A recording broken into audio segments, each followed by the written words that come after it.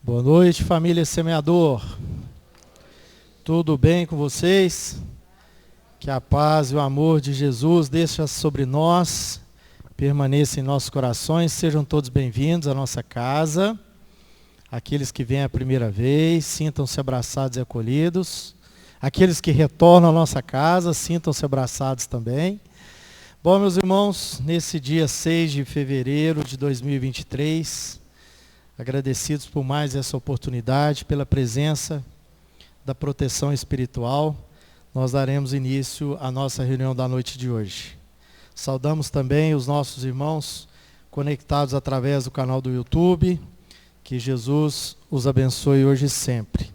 E para darmos início, nós convidamos a Joelma Tanus para fazer a leitura da mensagem inicial, psicofonada nas reuniões mediúnicas da nossa casa, e na sequência ela fará também a prece inicial. Joelma.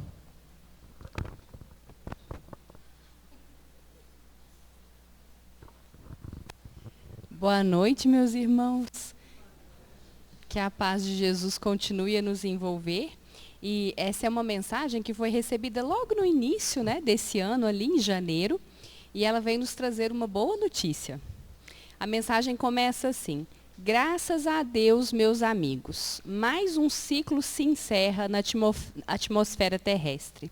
No calendário é assinalado o fim de uma era para o início de outra. Vocês fazem projetos para esta nova etapa, este novo ano que se inicia. Nada mais louvável do que termos projetos de engrandecimento, planos de melhoria, ideais de mudança, mas não se esqueçam de que na nossa realidade eterna é um dia atrás do outro e todos os dias, sempre é dia de procurar a mudança, de deixarmos para trás o que é ruim e abrirmos nossas mentes e corações para um mundo melhor. Aí a gente vai olhar para frente, perto de onde estava lendo a mensagem. Só um minutinho. Sim. Já que estamos conversando com vocês, que assim seja. Que seja um ano de mudanças, que seja um ano de paz interior, que possamos levar aos nossos irmãos tudo o que é bom, o que é santo, o que é paz. Que nós consigamos distribuir mais sorrisos, aumentar o número de abraços e multiplicar os amigos. Que nós possamos, neste novo ano, estudar mais, trabalhar mais, amar mais. Que o nosso próximo esteja mais próximo de nossos corações. Que a nossa vida não tenha muros, que os nossos oponentes sejam apenas em ideias diferentes e não considerados como inimigos. Que os nossos corações transbordem de amor e alcance a todos que estão ao nosso lado. Que consigamos diminuir o nosso orgulho, a nossa vaidade, deixando para trás as dores e animosidades. Que possamos rever os amigos que se distanciaram e trazer para junto de nós todos os que amamos. Que Deus derrame suas bênçãos e luzes sobre todos. Que essas luzes os acompanhem sempre e sejam distribuídas àqueles que vos cercam. Que Jesus os abençoe e continuemos juntos, trabalhando e amando. A boa notícia que a mensagem nos traz é que nós podemos começar um novo ano a qualquer momento. A qualquer momento que a gente deseje verdadeiramente modificar, amar mais, aplicar os ensinamentos de Jesus, sempre será tempo e nós sempre estaremos então aí abrindo uma nova era, uma nova etapa de mudanças. Então vamos, na nossa prece, rogar por esse fortalecimento para que a gente faça efetivamente a abertura dessa nova era de mudanças em nós. Amado Mestre Jesus, é com muita gratidão que aqui nos encontramos, agradecendo por esta casa que nos recebe, que nos dá a oportunidade do esclarecimento, do estudo, do trabalho, da prática de teus ensinamentos. Agradecemos a espiritualidade benfeitora que está aqui amparando e cuidando de cada um de nós. Que possamos oferecer em nossos corações e em nossas mentes as condições necessárias para que toda essa ajuda, todas essas bênçãos e luzes que vêm do alto, possam restabelecer o nosso corpo físico e fortalecer o nosso espírito, nos preparando para que a cada dia seja um novo dia.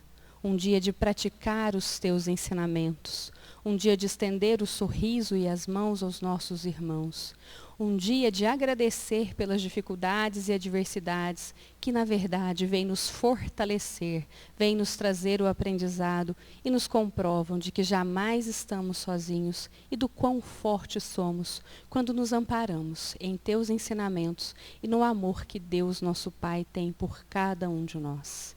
Amado Mestre Jesus, que possamos ter essa clareza, que essa gratidão possa nos conduzir, renovando a cada dia a nossa fé, a nossa esperança, a nossa coragem e o nosso desejo de sermos melhores. Que assim seja.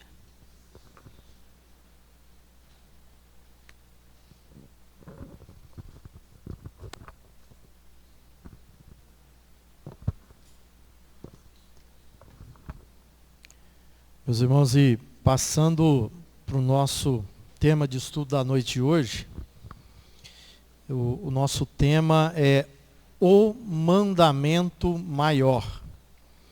E quem vai nos auxiliar no entendimento desse tema, à luz da doutrina espírita, é o nosso querido irmão e companheiro, palestrante da casa, Francisco Silva. Francisco, que Jesus te abençoe.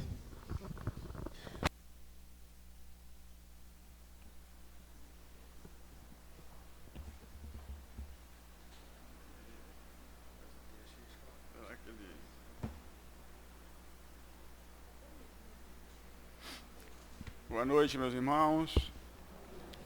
Boa noite a todos. Na noite de hoje nós vamos conversar sobre esse tema,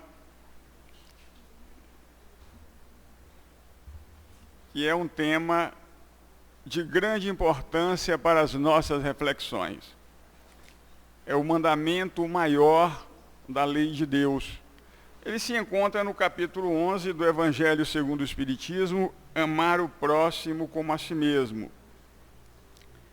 Esse tema, amar o próximo como a si mesmo, já constava do Antigo Testamento.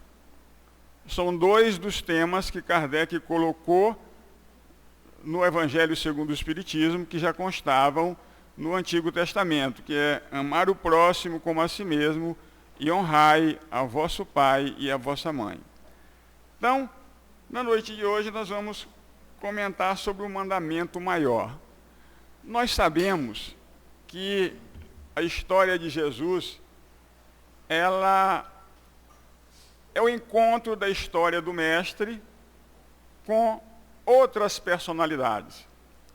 Então, os evangelistas, eles registraram a história dessas outras personalidades quando se encontraram com Jesus, e muitos desses seres tiveram os nomes anotados no Evangelho.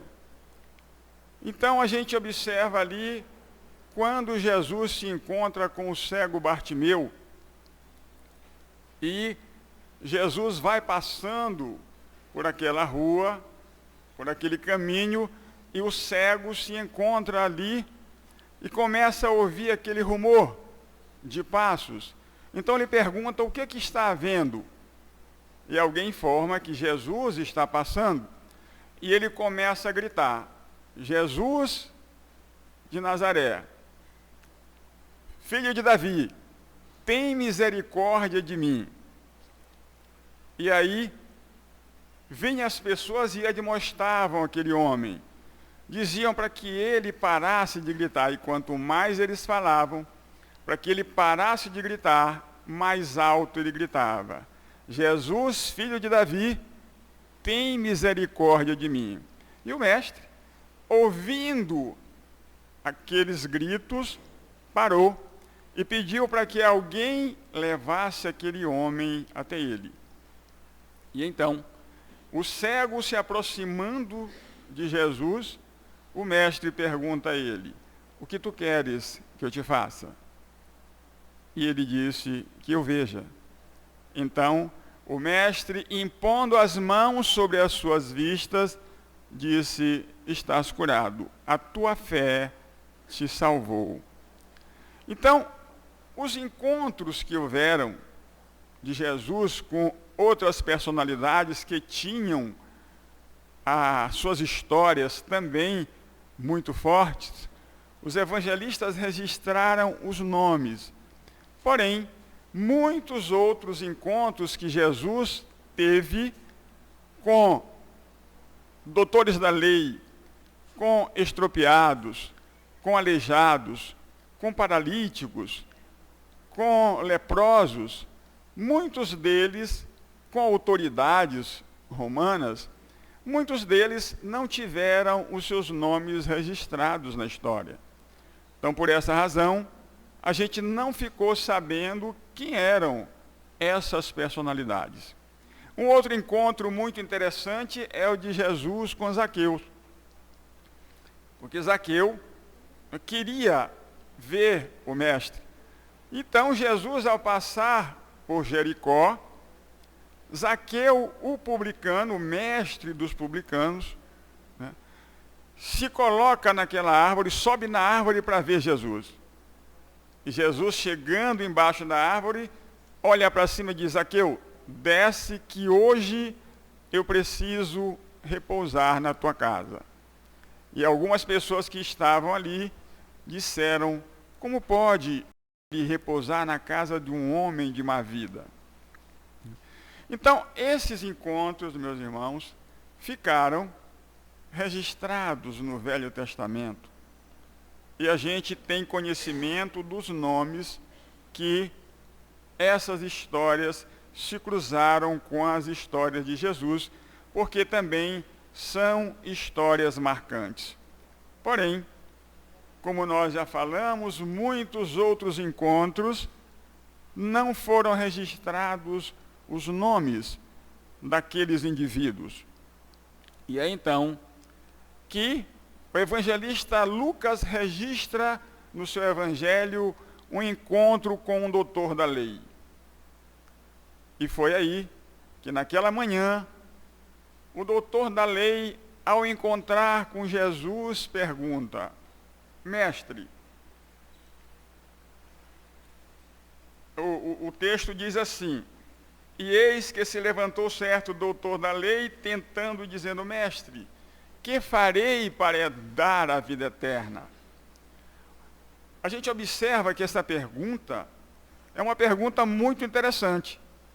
Ele está perguntando o que é que ele deve fazer para conseguir herdar a vida eterna.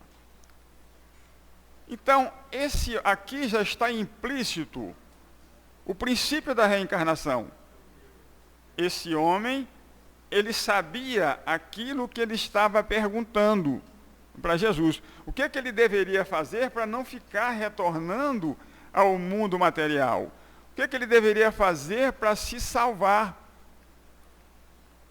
Então, o princípio da reencarnação, da vida futura, já está aqui colocado por esse homem. Porém, nós sabemos que não são todos os doutores da lei que têm conhecimento de que a reencarnação existia. Nós temos, por exemplo, o caso de Nicodemos, né, senador romano, que ao encontrar com Jesus e o mestre falar para ele que para ver o reino de Deus de novo ele precisava renascer, Nicodemos pergunta: mas como? Como pode um homem velho entrar de novo no ventre da sua mãe? E Jesus fala para ele: Nicodemos, você é um mestre em Israel e não tem conhecimento dessas coisas? Então a gente percebe que não são todos, né, os doutores da lei, porque os doutores da lei conheciam bem a lei mosaica.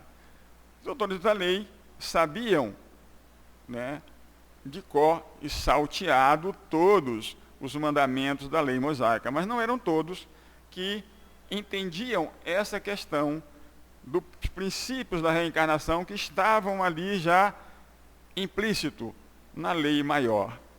E aí a gente vê que esse doutor da lei, tendo esse conhecimento, Jesus pergunta a ele: o que está escrito na lei? Porque a gente sabe que os doutores da lei eram aqueles homens que tinham grandes conhecimentos da lei mosaica. 613 leis que estavam escritas no Velho Testamento faziam parte desse contexto. E eles, os doutores da lei, tinham que saber de cor todas essas 613 leis, porque eles eram chamados constantemente para resolver contendas, para resolver conflitos, problemas que haviam entre o povo. Eles eram chamados porque eles sabiam como aplicar a lei. Então, os doutores da lei eram homens preparados. Então, Jesus, como a gente tem conhecimento, nem sempre o mestre respondia diretamente aquilo que lhe era perguntado. Muitas vezes ele usava símbolos, outras vezes ele usava parábolas, outras vezes ele usava de alegorias, ou então ele voltava a pergunta àquele que estava lhe perguntando. Usava o mesmo método que o Sócrates usou, a maêutica. Quando alguém lhe pergunta, você retorna a pergunta para ele, para quê? Para estimular o conhecimento dele e a resposta que ele vai dar. Então Jesus diz para ele: o que diz a lei? Como é que você lê? Aí ele diz, ele conhecendo a lei mosaica, diz: amarás o Senhor teu Deus de todo o teu coração, de toda a tua alma, de todo o teu sentimento, e a teu próximo como a ti mesmo. Então, Jesus, naquele momento, olhando para ele, vendo que ele tinha esse conhecimento, disse para ele: faze isso e viverás. A teoria ele já conhecia, né? Agora o que estava faltando era o quê? Colocar em prática aquele conhecimento que ele já possuía, né? Então Jesus disse para ele: você quer ser salvo? Faz isso, aplica o conhecimento que você já tem na sua vida e você conseguirá a salvação.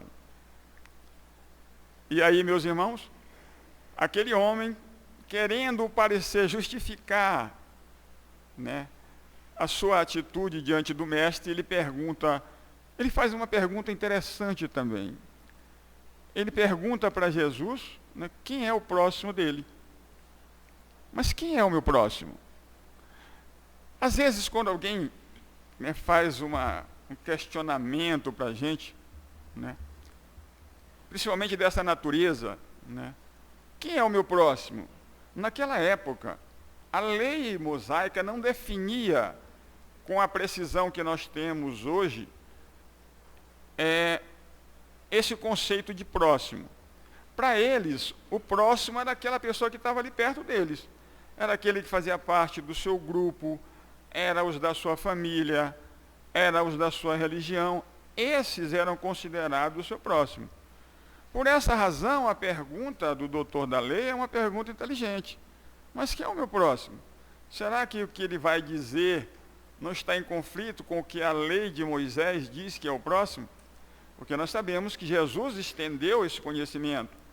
Ele nos disse que o próximo não é só aquele que está perto de nós, o que faz parte do nosso grupo social, mas ele disse que o nosso próximo é o outro, é o nosso semelhante, é o nosso irmão. E aonde quer que nós estivermos, em grupo, aquelas pessoas são consideradas o nosso próximo.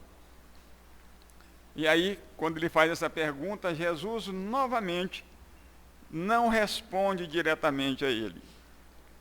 O que Jesus faz? Conta-lhe uma história, a parábola do bom samaritano que todos nós conhecemos, né? Aquele homem que descia de Jerusalém para Jericó e foi vítima de salteadores, que roubaram tudo aquilo que ele possuía e o deixaram no chão ferido. E pelo mesmo lugar desce um sacerdote, que era um homem religioso, e também um levita. também religioso, mas eles passam e vão embora. E atrás, um viajante, que era o samaritano, que era um homem considerado herético, porque havia uma desavença entre os fariseus e os samaritanos. Eles, apesar de terem a mesma raiz, eles não se entendiam muito bem a respeito da situação religiosa. Eles não se davam bem, porque os fariseus achavam que eles estavam com Deus e o outro não. E os samaritanos não, porque eles praticavam, a prática deles, religiosas, era num templo diferente do templo de Jerusalém. E aí então, Jesus conta que aquele homem, aquele viajante, ao ver aquele homem caído e ferido, se aproxima e deita-lhe vinho e óleo nas feridas, e azeite nas feridas, e socorre aquele que estava caído sem perguntar quem era, sem se importar se era da sua mesma religião, do seu grupo, da sua etnia. Ele socorre aquele que estava ali no chão, deitando o azeite e o vinho. O mesmo azeite e vinho que os religiosos haviam oferecido no templo a Deus. Porque essa era uma prática muito comum, oferecer a Deus, fazer aquelas oferendas e as ofertas no templo. Porém, eles, vendo aquele homem caído, foram embora, passaram ao largo. O outro se toma de íntima compaixão e vai ali e presta todo o socorro àquele homem, coloca-o no seu cavalo, na sua montaria, e leva-o até uma hospedaria, prestando toda a assistência. Aí ele pergunta: quem te pareceu ser o próximo daquele que foi vítima dos salteadores? E aí o fariseu responde: aquele que teve misericórdia do homem que estava caído. Ele não disse que era o samaritano. Por quê? Porque para ele, orgulhoso, seria muito difícil admitir que o herói, né, daquela situação tinha sido exatamente aquele que era seu inimigo. E que aqueles que eram considerados religiosos, né, que haviam acabado de fazer suas oferendas no templo, com o objetivo de agradar a Deus, tinham passado, né, indiferentes à dor daquele homem que ali se encontrava caído. Assim, muitas vezes, meus irmãos, nós, quando vamos buscar entender esse grande mandamento da lei, nós temos que perceber que não são só as práticas exteriores que fazem com que a gente esteja atendendo esses mandamentos. A lei de Deus, ela é bem clara: amar a Deus sobre todas as coisas e o próximo como a si mesmo. Não adianta eu agradar a Deus, né, vou lá no templo, oro, faço os meus pedidos, sendo indiferente ao meu irmão que está passando por necessidade, que está vivendo problemas difíceis, e que eu poderia estender a mão, mas eu não faço, né? Mesmo tendo esse conhecimento todo que eu tenho, né, das leis de Deus, mas é mais fácil tentar conseguir o reino, entrar no reino dos céus, através das oferendas que eu faço, do que olhar para o meu irmão que está necessitado. Só que a doutrina que Jesus veio pregar para nós fala que a nossa evolução, o nosso crescimento espiritual passa por essa assistência ao meu irmão. Então eu preciso aprender a olhar para o meu próximo, para aquele que está, às vezes, ali do meu lado, necessitado, às vezes de um conselho, às vezes ele não precisa de nada material, mas de uma palavra amiga, porque ele está passando por uma dor, por um sofrimento qualquer, ele precisava apenas de um conselho. Porém, muitas vezes nós somos indiferentes à dor alheia, à dor do outro, mas somos rigorosos em chegar nos templos para cumprir os nossos rituais e voltar para os nossos lares satisfeitos com aquilo que nós fizemos. Porém, a evolução diz para nós que nós precisamos aplicar esses 3 princípios em nossas vidas: amar a Deus, amar o próximo e amar a nós mesmos. Se nós aplicarmos apenas um deles, vai ficar faltando os 2. E o que é esse amor a Deus? Como é que a gente pode amar a Deus? Porque ele diz amar a Deus de todo o teu coração, de toda a tua alma, de todo o teu entendimento. Como é que eu amo a Deus de todo o meu coração? É esse amor que eu tenho de todo o meu sentimento, pela divindade, por aquele que me criou. Esse é o primeiro mandamento que eu tenho que entender, de obedecer. Amar ao nosso Pai, aquele que nos criou como espíritos, que somos todos nós. Muitas vezes nós esquecemos, né, de amar a Deus com essa intensidade, valorizando mais os objetos materiais, as coisas ou as pessoas, idolatrando muitas vezes pessoas e objetos, coisas que nós temos, trocando esse primeiro lugar em nosso coração por coisas que muitas vezes, ao nós desencarnarmos, vai permanecer aqui na Terra.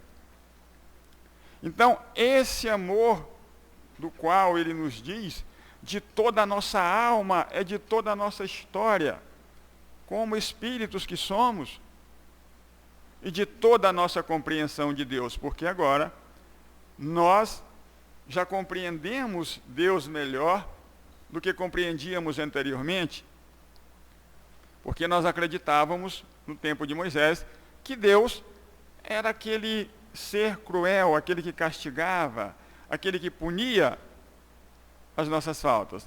Mas quando Jesus veio e nos apresenta um Deus amoroso, um Deus de misericórdia e de bondade, um Pai, né, o nosso Pai, que perdoa as nossas faltas, nos dando outra oportunidade para que a gente possa corrigir essas faltas, a gente possa nos melhorar, não mais nos castigamos, mas sendo aquele Pai amoroso, que não vai nos colocar no inferno eterno para que a gente sofra eternamente. Então, meus irmãos, aí, quando Jesus nos apresenta esse Deus de bondade, nós passamos a entender melhor o nosso Pai. Mas aí a gente olha, mas aquele Deus que foi nos apresentado era o verdadeiro? Era o verdadeiro Deus, só que nós interpretávamos aquela situação diferente. O que é que nós passamos a fazer? A colocar as nossas imperfeições no Pai. Então, como nós víamos Deus como o Deus dos exércitos, aquele que castigava, nós passávamos a agir da mesma maneira, né? Se Deus, que é o maior, que é o nosso Pai, que é o nosso Criador, ele castiga os indivíduos, nós também passamos a castigar os nossos irmãos, os nossos semelhantes, da mesma forma que a gente entendia que Deus fazia. Mas, na verdade, nós estávamos colocando as nossas imperfeições no Pai, porque nós não conseguíamos entender ainda como ele era um ser de bondade e de misericórdia. Mas quando Jesus vem e nos fala desse Deus amoroso, aí nós passamos a ter uma outra visão do Pai. Então ele não é mais aquele Deus que castiga, agora ele é um Deus de amor, de misericórdia. Por essa razão, agora, com esse maior entendimento, trazido pelo nosso Mestre, que foi mandado pelo Pai para nos ensinar o amor, para nos ensinar que a nossa prática estava errada, nós agora já entendemos que Deus não nos castiga.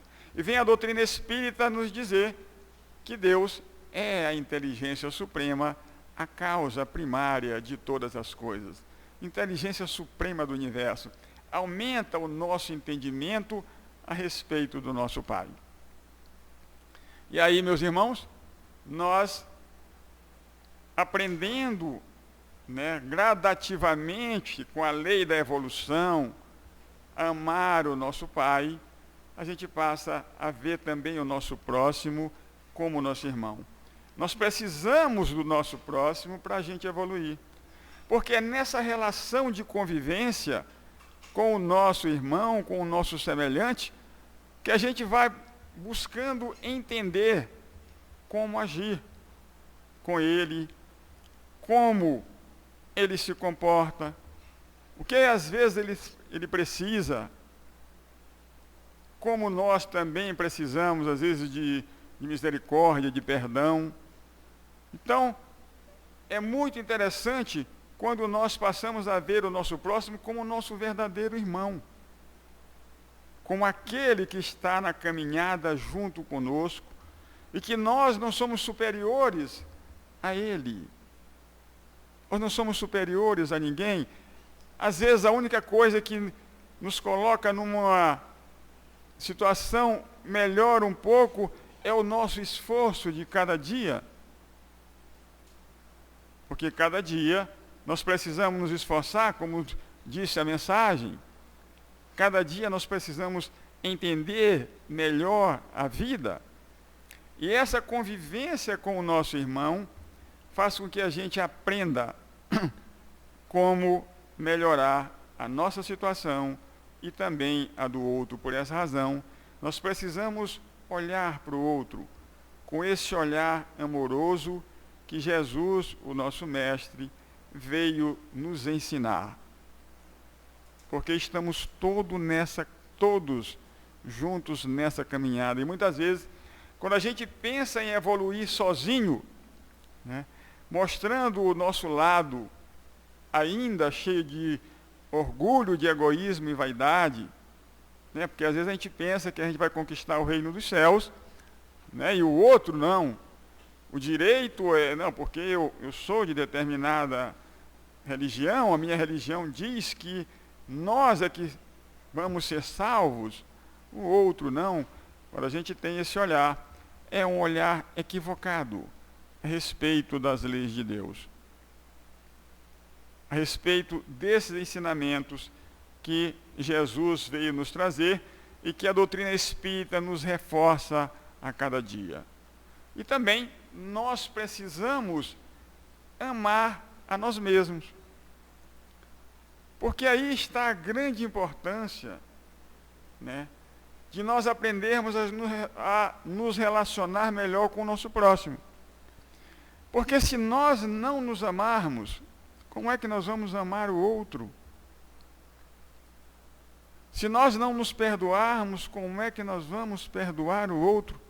Porque às vezes nós somos severos conosco, nós não nos perdoamos por pequenos erros que cometemos, ficamos nos castigando,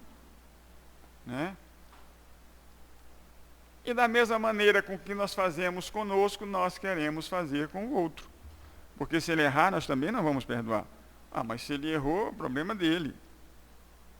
Se eu não me perdoo, eu vou perdoar o outro. Então, quando nós aprendemos a nos olhar, e esse olhar passa pelo autoconhecimento. Então, quando eu começo a me conhecer, observar meus pontos fracos e os meus pontos fortes, quando eu começo a ver que eu tenho muito ainda a desenvolver na minha vida, observando-me a cada dia, percebendo as minhas falhas a cada momento, eu começo a ver que o outro também tem as mesmas dificuldades. E aí, meus irmãos, esse amor nós devemos ter por nós, para que a gente aprenda também a amar o nosso irmão e também o nosso pai. Então, muitas vezes a gente fala assim: nossa, mas minha vida está muito difícil, eu não tenho parente, eu não tenho amigos, ninguém gosta de mim, eu não tenho filhos, eu estou no mundo sozinho, abandonado, não casei, a minha vida não tem muito valor. A gente se esquece dessa oportunidade da vida que Deus nos deu. A gente esquece que nós estamos aqui com uma oportunidade maravilhosa. Porque nem sempre as pessoas vão gostar da gente. Não importa quem seja. Nem sempre nós vamos agradar a todo mundo.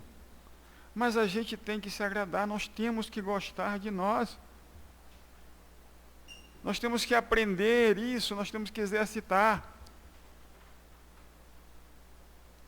Nós temos que treinar isso. Se ninguém gosta de mim, mas eu gosto de mim. Do jeito que eu sou, da maneira que eu sou. Eu preciso gostar de mim. Porque senão, quando surgir qualquer problema, qualquer dificuldade, qualquer doença, eu vou querer morrer. Eu não gosto de mim. Ninguém gosta de mim, eu também não. Então, se aparecer uma doença qualquer, eu me entrego. Eu não vou nem lutar. Eu prefiro morrer. Então a gente vai desperdiçar essa oportunidade de estarmos aqui, né? Enfrentarmos as dificuldades, os desafios que vêm para nós, porque todos nós temos esses desafios. Todos nós passamos por problemas constantemente. Para quê? Para que a gente vença aquela dificuldade e saia mais fortalecidos. Quantas vezes nós que estamos aqui até hoje passamos por tantos problemas, por tantas dificuldades? A pandemia foi uma delas. Nós aqui sobrevivemos. Mas quantas pessoas desencarnaram nessa pandemia? Então, por essa razão, a gente precisa agradecer todos os dias de estarmos aqui, cheios de esperanças, de fé, de confiança nesse Pai misericordioso. Esses dias, né, retornou à nossa casa espírita um irmão que teve uma enfermidade longa, por quase um ano. Fez o tratamento corajosamente, né?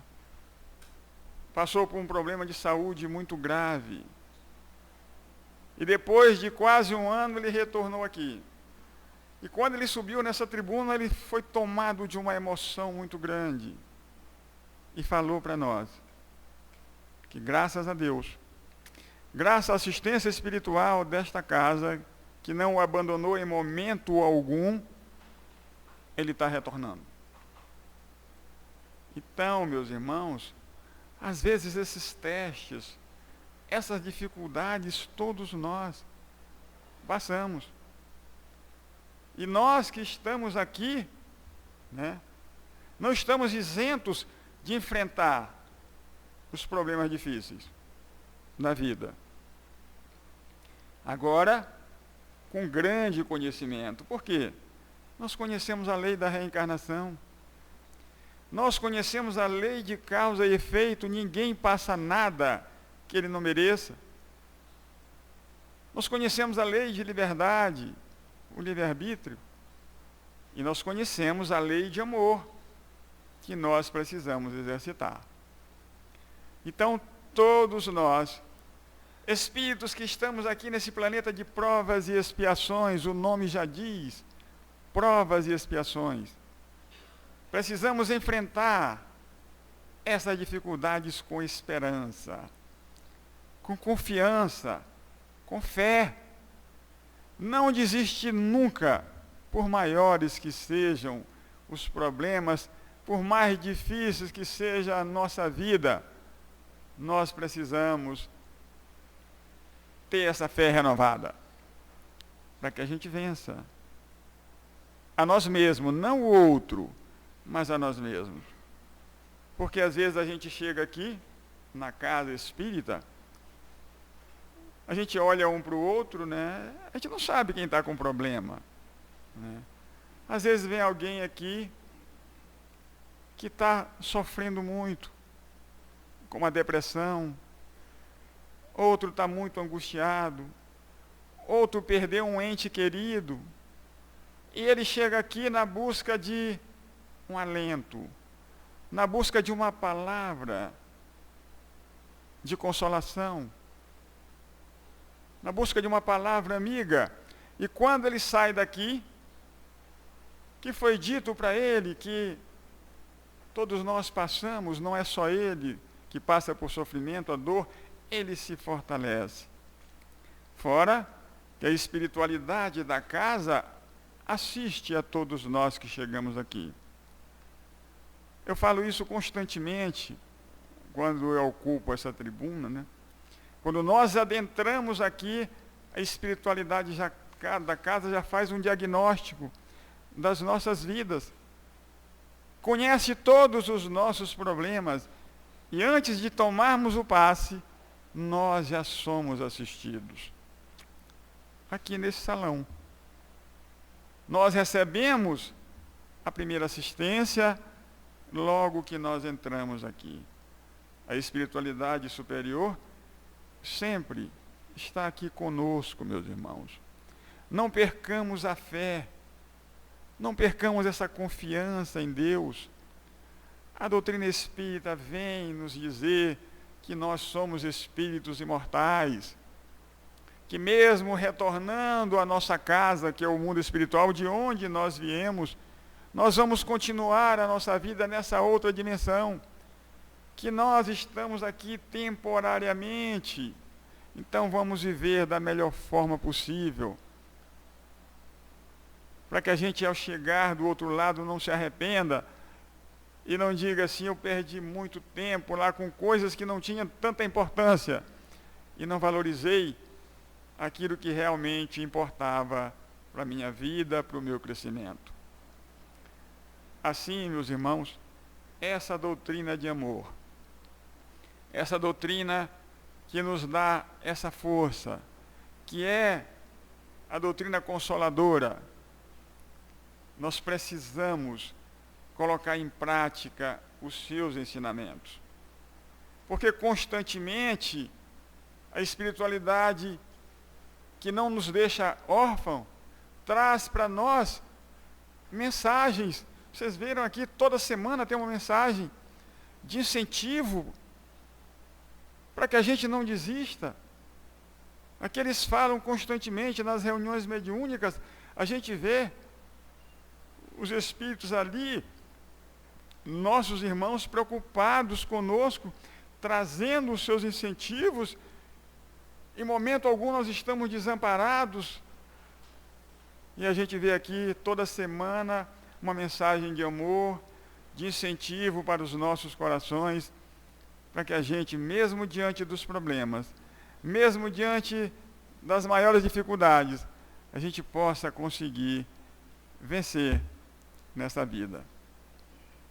Assim, que Deus, nosso Pai, possa continuar nos abençoando e que não falte para nós essas mensagens de amor que sempre vieram para que a gente se renove a cada dia, para que a gente se melhore cada vez mais. Que Deus nos abençoe agora e sempre. E assim seja.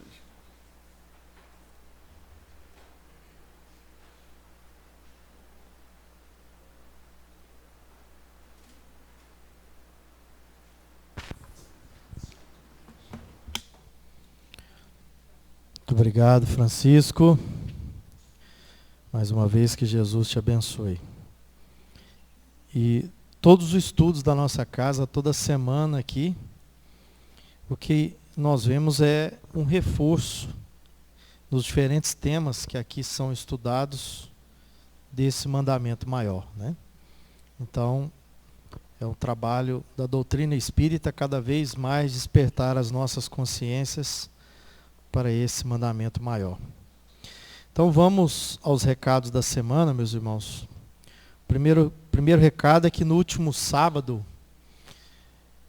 durante toda a manhã, nós tivemos aqui reunidos em nossa casa aproximadamente 30 trabalhadores, 32 trabalhadores, em mais um curso de formação de passe, uma educação continuada, que foi conduzido aqui a manhã toda, despertando em cada trabalhador a importância do trabalho, a responsabilidade de cada trabalhador em relação ao passe. Então, é um compromisso da nossa casa com essa atividade, né, tão importante para cada um de nós, que é o dar e receber o passe. Temos alguém aqui que esteve aqui no sábado? Temos? Gostaram do curso? Maravilhoso, né? Muito bom. Foram excelentes feedbacks mesmo que eu recebi aí. Parabéns a Fabiana pela condução. Parabéns a todos vocês que estiveram presentes. Oi?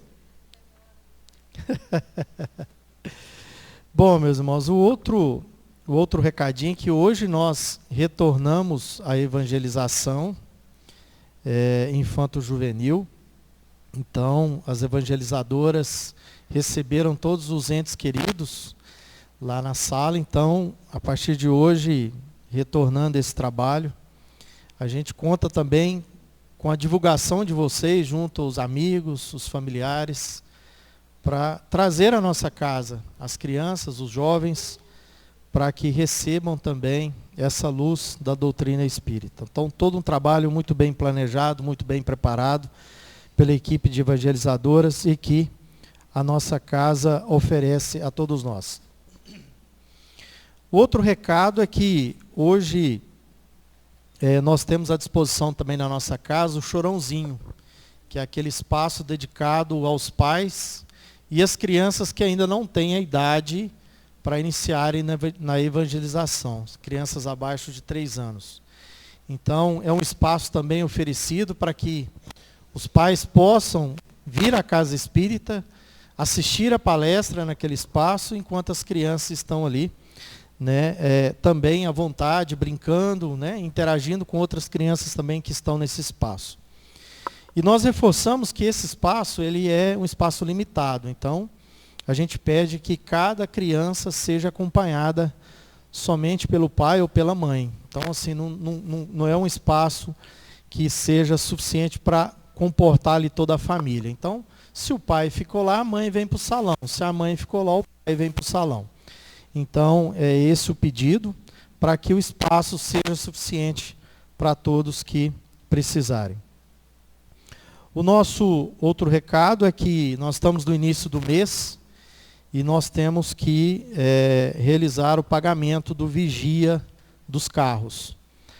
Esse irmão não tem qualquer vínculo empregatício com a nossa casa, então nós subsidiamos, né, o trabalho dele através da contribuição dos trabalhadores e dos frequentadores da casa.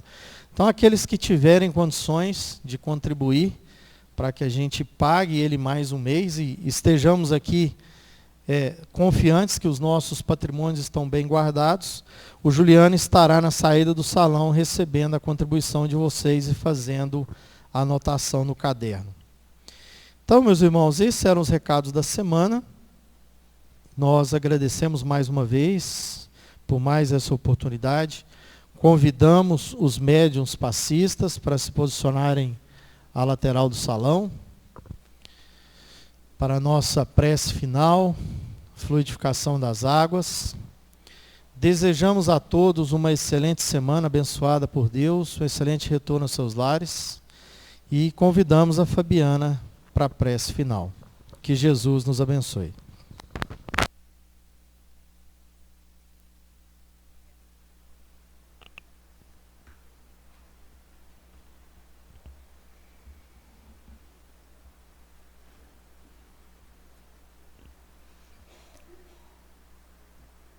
Então vamos todos nós nesse instante fechar os nossos olhos, nos colocar numa posição confortável, numa posição de muito respeito, de muita gratidão por este momento de tratamento.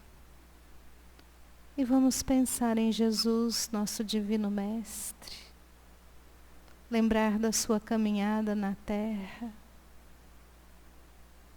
de como ele impunha as mãos e curava as dores do corpo e, sobretudo, as dores da alma. E vamos nos entregar a Ele, médico de nossas almas. Vamos visualizá-lo ao nosso lado. E durante a oração do Pai Nosso, que o próprio Mestre nos ensinou, vamos deixar os nossos medos, preocupações, ansiedade e desfrutar de todo esse bálsamo que será derramado. Pai nosso, que estais no céu, santificado seja o vosso nome. Venha a nós o vosso reino, seja feita a vossa vontade, assim na terra como no céu. O pão nosso de cada dia dai-nos hoje. Perdoai as nossas dívidas, assim como perdoamos aos nossos devedores. E não nos deixeis cair em tentação, mas livra-nos de todo mal. Sê conosco, Mestre Jesus. Magnetiza as águas. Abençoa-nos, hoje e sempre. E que possamos todos nós irmos em paz nas bênçãos do Pai. Assim seja.